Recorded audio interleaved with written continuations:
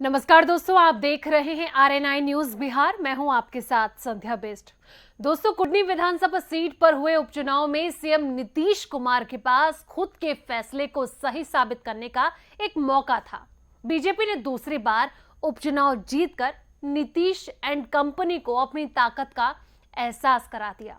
साथ ही यह भी बता दिया कि कागज पर मजबूत दिखने वाला महागठबंधन को हराया जा सकता है।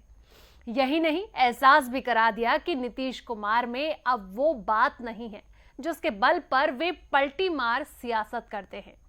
नीतीश कुमार बड़े बहुमत के साथ बिहार में महागठबंधन की सरकार चला रहे हैं। कुडनी फतेह के लिए नीतीश कुमार और तेजस्वी एक साथ चुनावी मैदान में थे।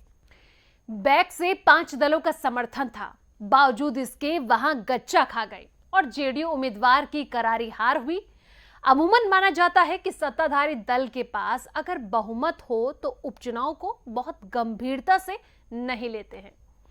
बिहार में लोकसभा चुनाव से पहले संभवतुरु यह अंतिम चुनाव था, यानी कि यह आखिरी चुनाव था, क्योंकि अब सीधा बारी है महागठबंधन की लोकसभा चुनाव की, क्योंकि दोनों गठबंधन अब लोकसभा चुनाव में ही आमने सामने नजर आएंगे। लिहाजा चुनाव के नतीजों के मायने में अलग है। शायद यही कारण था कि दोनों गठबंधन के नेताओं ने कुडनी में अपनी पूरी ताकत झोंक रखी थी।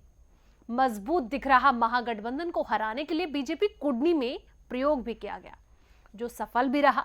हालांकि कुडनी उपचुनाव को जीतने के लिए सीएम नीतीश कुमार और डेप्यूटी सीएम तेजस्वी यादव ने अपनी पूरी ताकत झोंक दी थी।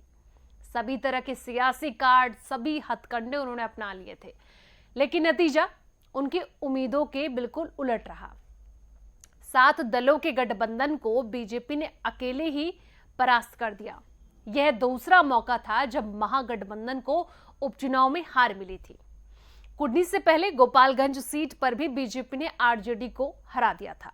हालांकि मोकामा में हुए उपचुनाव में बीजेपी की हार जरूर हुई थी, लेकिन उस हार में भी बीजेपी को जीत दिख रही थी।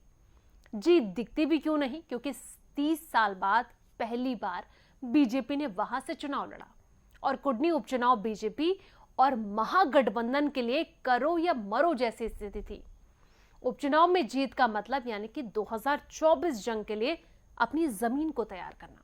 यही कारण था कि दोनों किसी भी कीमत पर यह सीट जीतना चाहते थे। जीत के लिए हर तरह के सियासी हथकंडे अपनाए गए, आरोप प्रत्यारोप का दौर भी चला, लेकिन सफलता तो बीजेपी के हाथ ही लगी। उपचुनाव के नतीजों के बाद से बीजेपी नेता आत्मविश्वास से लबरेज हैं और अभी से ही 2024 और 2025 को फतेह करने के लिए भी दावे कर रहे हैं। लेकिन कमी खामी आखिर क्या रह गई और कौन सा गच्चा खा गए नीतीश कुमार? दोस्तों, जिस तरीके से एक बड़ा बदलाव देखने को मिल रहा है, महागठबंधन को एक बड़ा झटका लगा है, आपको क्या लगता है 2024 की जो राह है वो नीतीश कुमार के लिए, बिहार की महागठबंधन सरकार के लिए क्या आसान हो पाएगी? कमेंट करके अपनी राय जरूर दें और साथ ही वीडियो को लाइक शेयर जरूर करें।